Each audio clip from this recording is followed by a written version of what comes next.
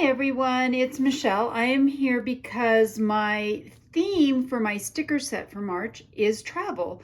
I thought that instead of just making a regular cover for my journal, I am going to actually make a leather, old-fashioned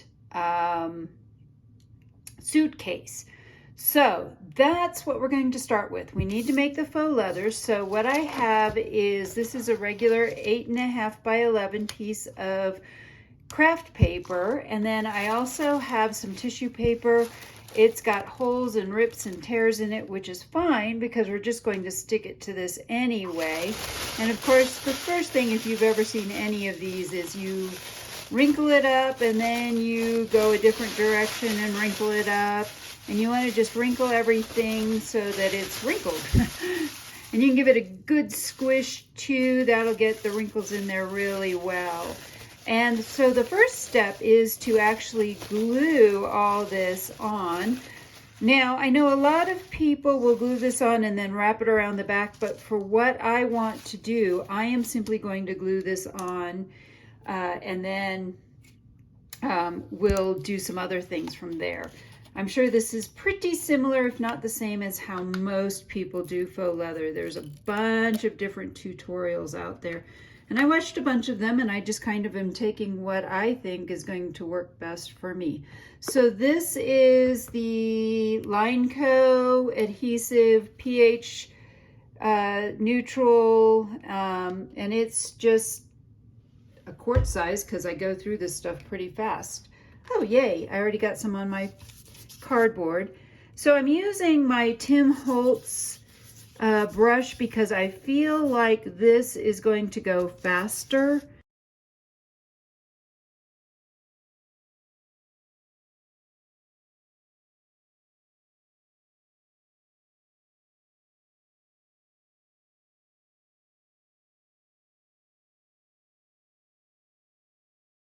So hopefully that's enough.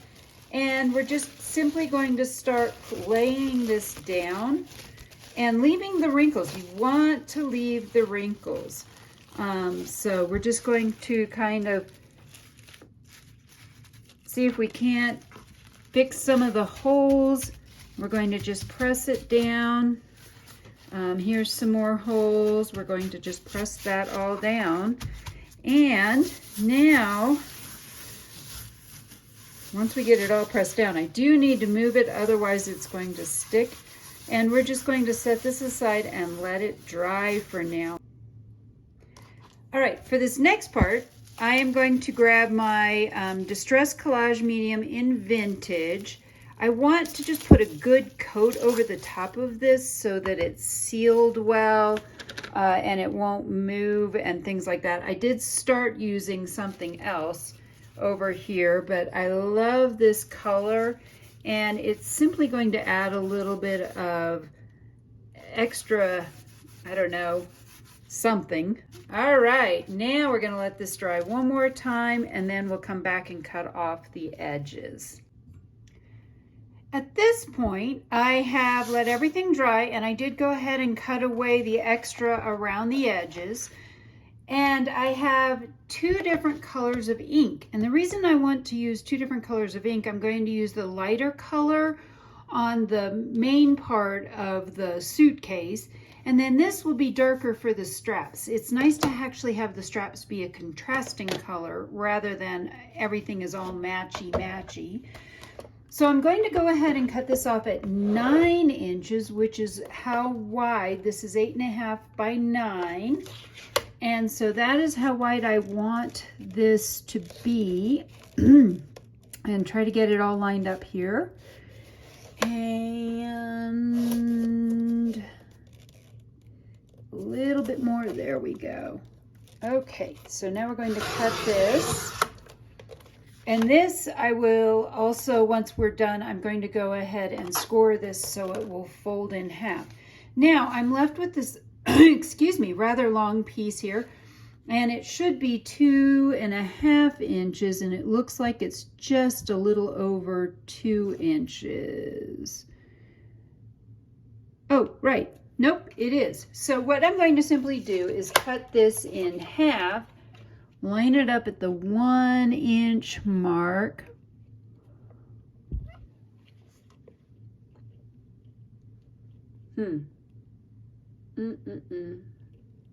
Trying to figure out where the 1 inch mark is on this. Let's go 1, 2, 3, 4. Yep, it's right along that edge. So this should cut this into 2 1 inch strips if I can get it all straight along the edge here.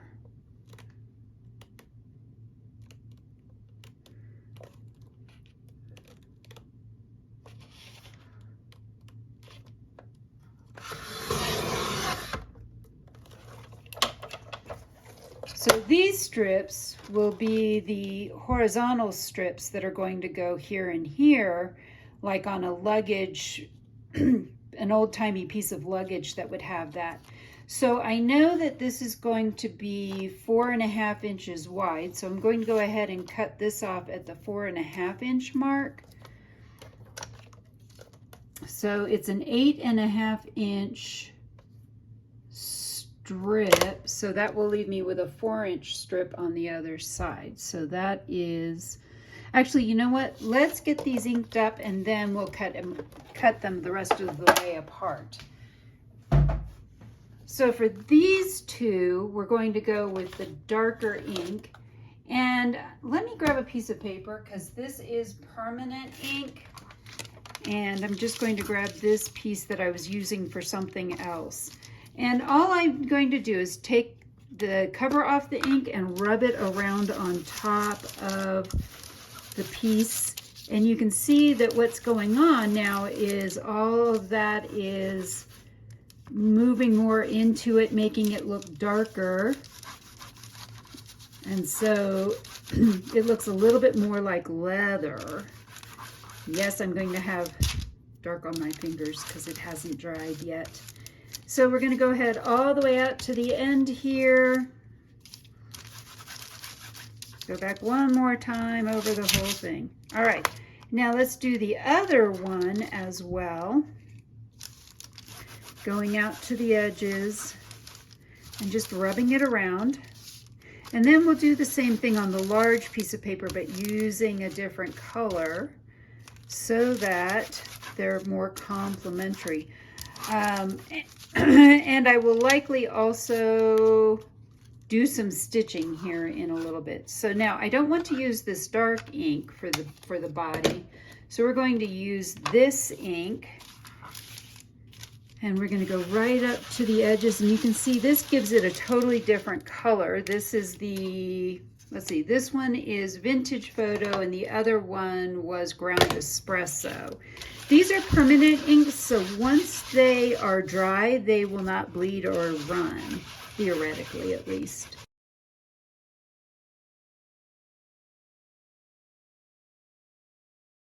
Four and a half inches. And then the other part, I'm going to cut into 2 inch strips, and I'll show you what we're going to do with that in a bit as well. So those are 2 inch strips as well. So they're about the same length. And then this one we're going to cut also at 4.5 inches. So we have this at 9 inches, so 4.5 is half.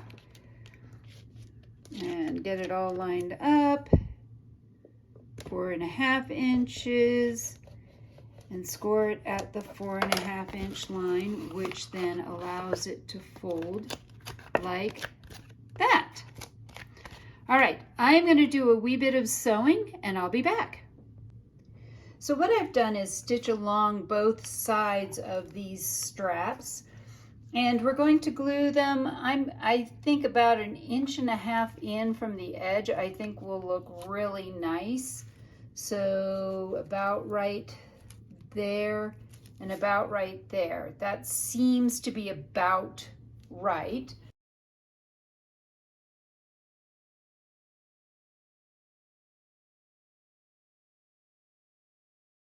Now, the next thing I did was I took two of these and cut them in half, making them 2 inches. Before I ink the edges, I want to round these. I could leave them square, but I think they'll look better rounded.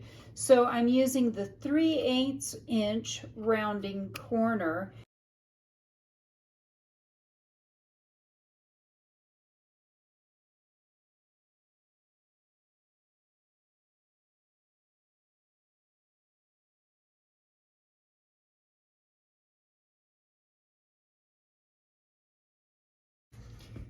All right, so now I'm going to grab my archival ink, and I just want to distress around the edges a little bit so that hopefully that will help to make things stand out a little better.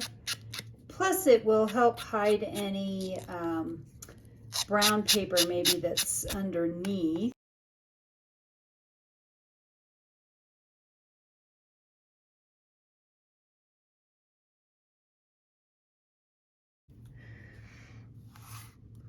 All right, now I'm flipping these over onto the back because this is where I want to mark the dots where these pieces are going to go.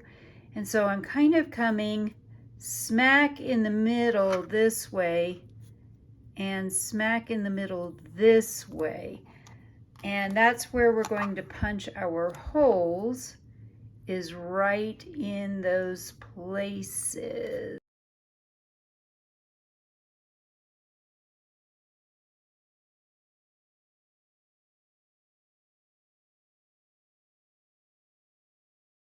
So now I have this set on the 1/8 punch, so it's going to punch the 1/8 hole right there.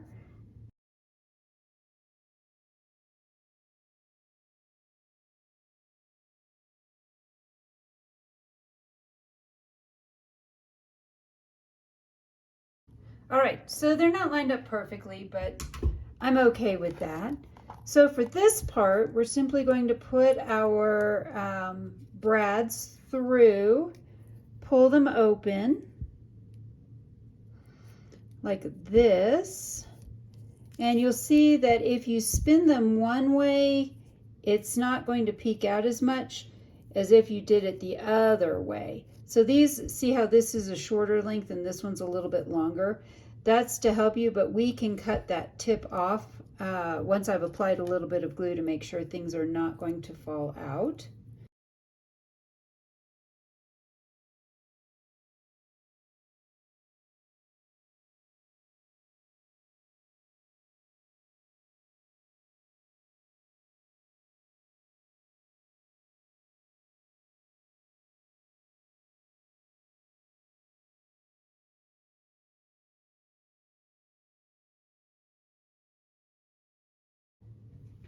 My wire cutter, this is actually from an old company called Tomboy Tools, which were tools that were supposedly made for women, and so they work really well. I don't have any problem with them, but my husband got mad at me for using his tools. So back in the day, I think this was an in-home kind of demonstration tool thing. So all I'm doing is cutting those off, so now you won't be able to see them on the other side.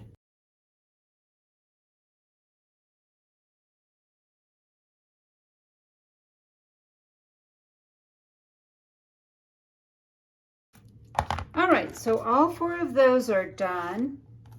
Now I do want to get these lined up pretty evenly as well. So maybe if we come in 1.5 inches here and 1 inch, well, 1.5 inches would be too far. Let's do 1 inch here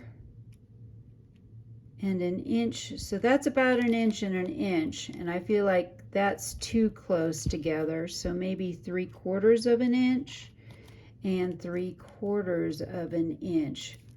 I like that better. I think that's going to look better. So again, simply going to take my glue.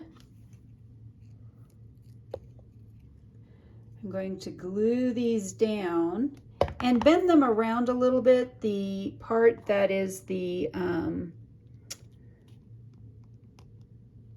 strap. So we want to hold those down, and this is going to take a little bit of time. So obviously we're going to speed this up.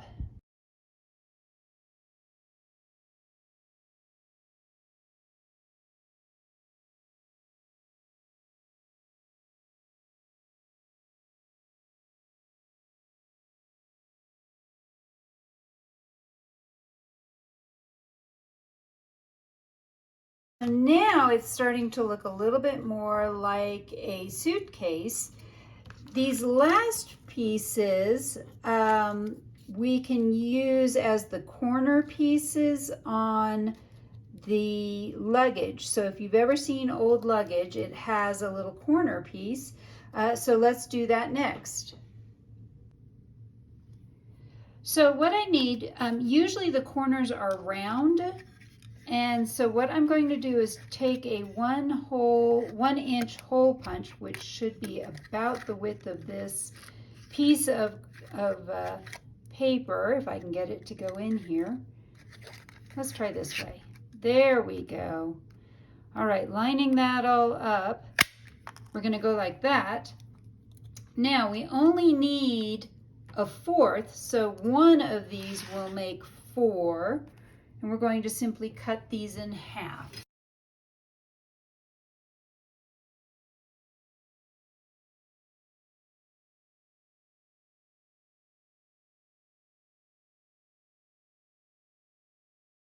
So I'm going to take this and I want to, I'm just going to take some of this archival ink again and kind of rub it down into the pieces.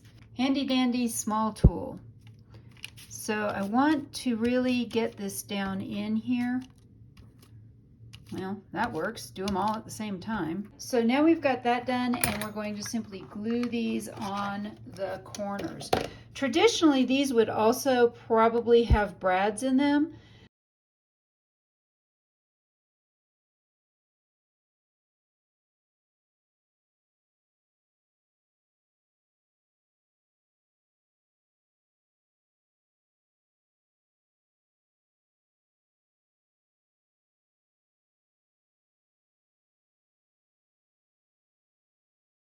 All right, so now I'm going to put these on the corners. I put a little bit of glue on to kind of hold the brass down, but I want to put a wee bit more glue on so that it will hold better in the corners.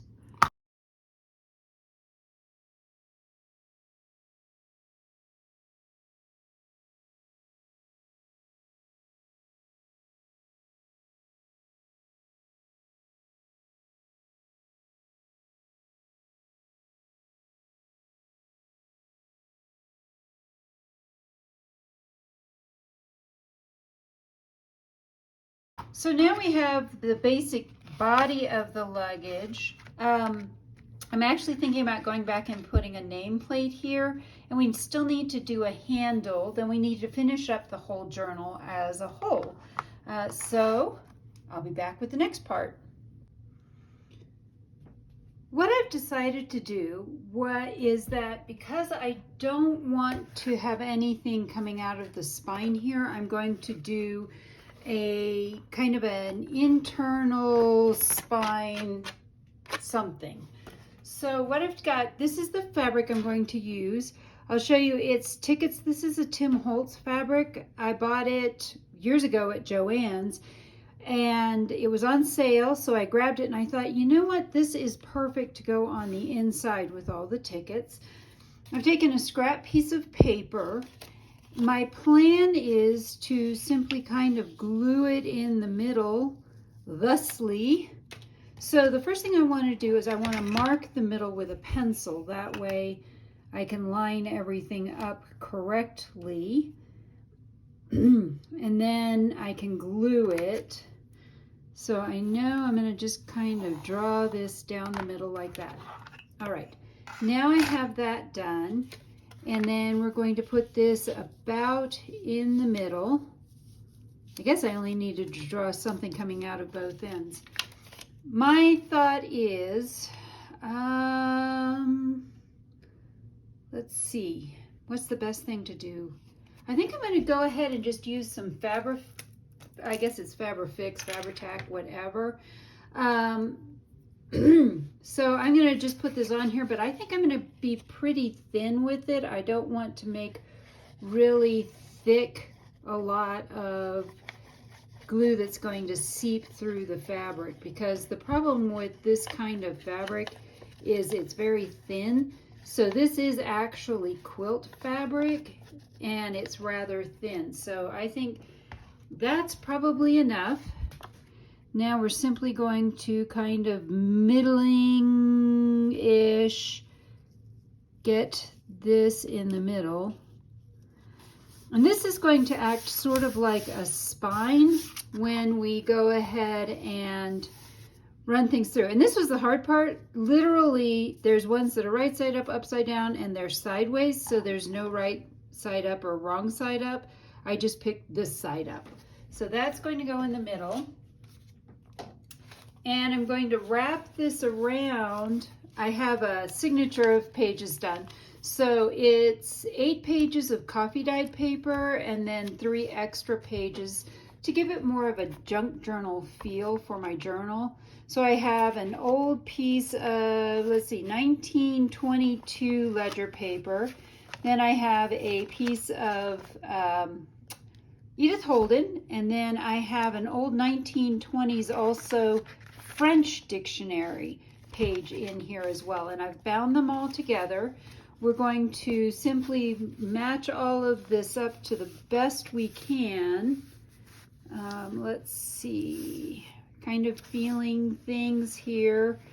And I'm going to use a punching cradle to punch the holes to sew this in.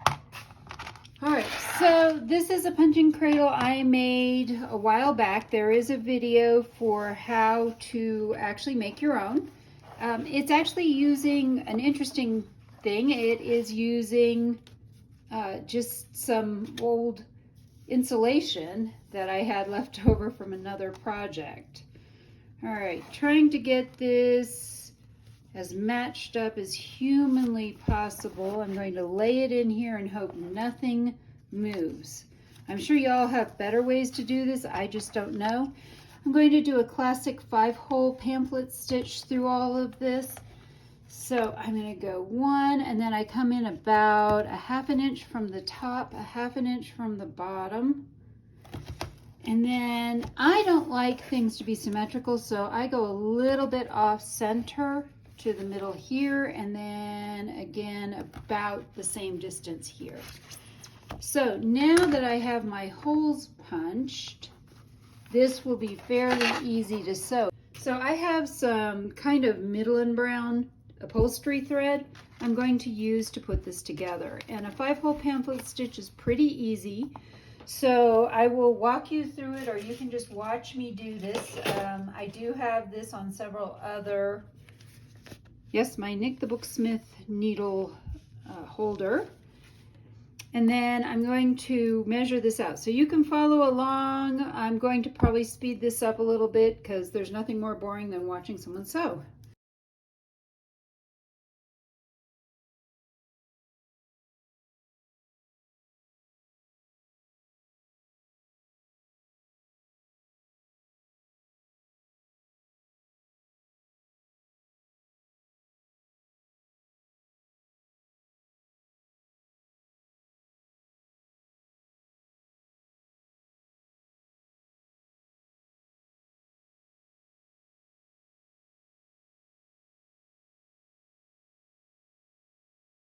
For this part, I think I'm going to get out my PVA glue.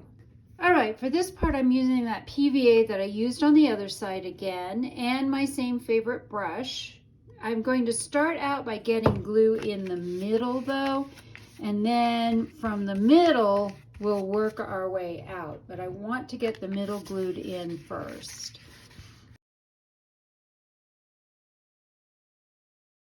Now I'm going to put this in here, and I know it's going to be a little bit off center because I didn't quite get that centered, but the important thing is that the pages are centered more than anything else. So I think what I'm going to do is pull this down like this,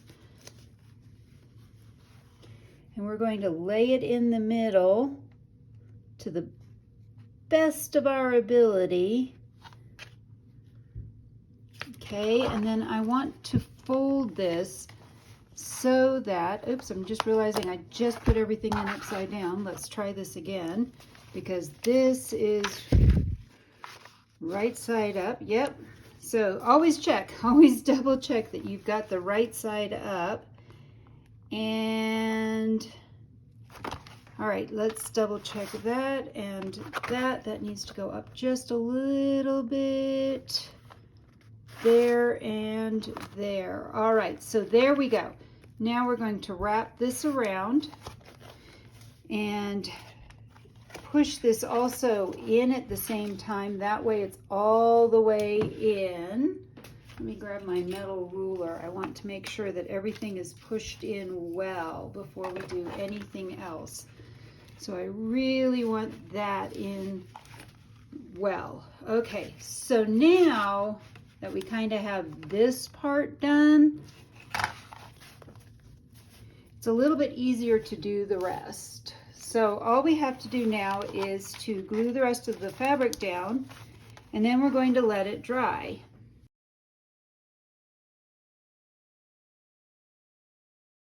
So now we're going to take this and just slowly work it out so that there hopefully won't be any wrinkles when we're done. But you have to move quickly because this glue dries really fast in Colorado. All right, so we have that in on that side. We're going to flip it around and do the other side.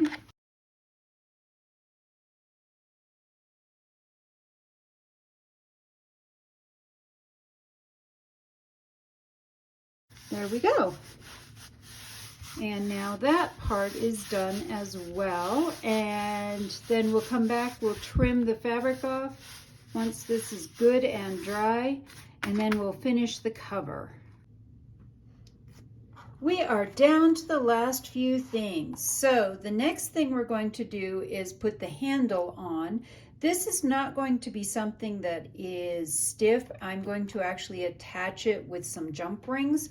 So we do need to do a little bit of marking a few things where things will go. So I want this to be more or less in the middle. Let's see if we can figure out where the middle is. And yeah, that looks about right. So we're going to come in just a wee bit and do a couple of holes here. And then we need to do the corresponding holes on this. So the corresponding holes will be about right there and about right there. And what we're doing is we're punching holes to put in these grommets so that things don't pull out. So again, using the smallest, the 1/8 inch, I'm going to go in just a wee bit, but I don't want to go too far in because I still want to be able to use a jump ring. So kind of close, but not real close. And then this one is about right here-ish. So once we have those in, and you'll see I do have all the fabric in, so now my whole thing is sewn in. And then we need to do 2 little holes in this, and I have stitched across the bottom, again giving it a little more of that look that, ooh, let me see if I can find where I made my marks. Okay, so now I'm going to make 2 little holes here. Yes, I will likely cut through the stitching, but that's okay. And let's see if I can find this one. A little bit right there. And then the other thing I want to do is I do want to add 2 more holes here, and maybe I'll move them in a little bit, but I'm going to add some other things. I want to make 2 more holes for those so that we have a little bit more of this metal embellishment look. So for right now, I think I have this set on the wrong side. So I do. So I'm going to flip this one over as well as this one needs to get flipped all the way over. So now it will work with the brads that I have. And I always open this upside down. Ooh, I got it right side up for a change. So we're going to simply put these through the Crocodile 2. I do understand why the little handheld one has its advantage. I almost feel like I should have both because I think this can be a bit much for what I do, but at the same time, I also use this to go through hardboard or melamine, so it will actually go through that and punch a hole as well. So it's just a matter of clicking it down. So I have those two, and then we're going to put these two in as well.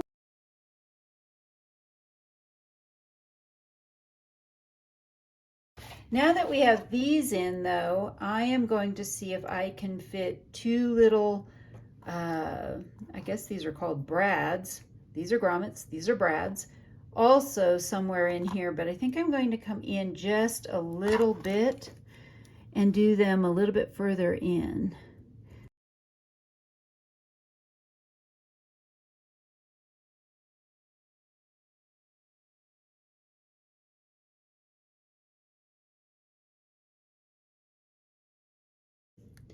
So last but not least, we needed to use our jump rings, and I have several sets here, but I think I'm going to go with the largest set that I have in here because I feel like anything smaller is going to be too small. These are more of a jeweler's pliers, and then I use needle nose pliers. And the way these work is you don't pull apart, you twist these.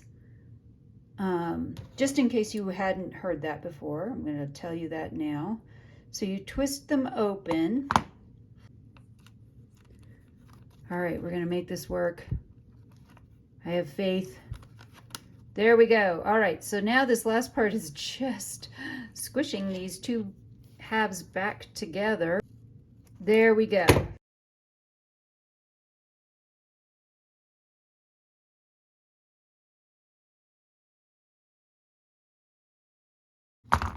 And there we go. So now we have our handle.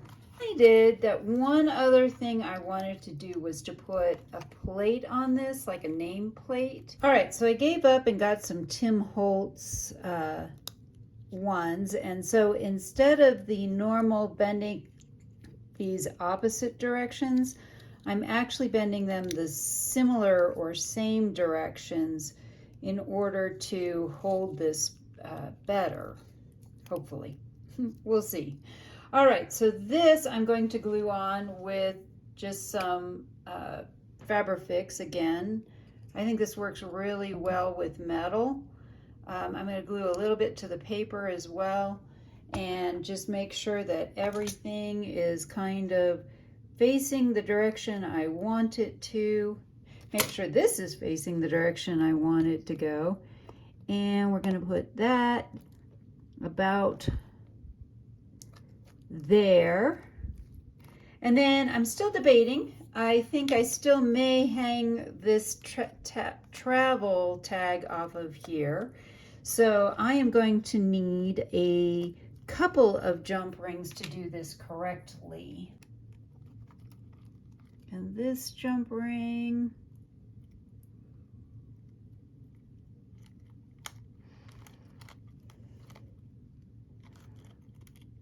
I think I've got that backwards. Let's try that again. That's got to go that way. There we go.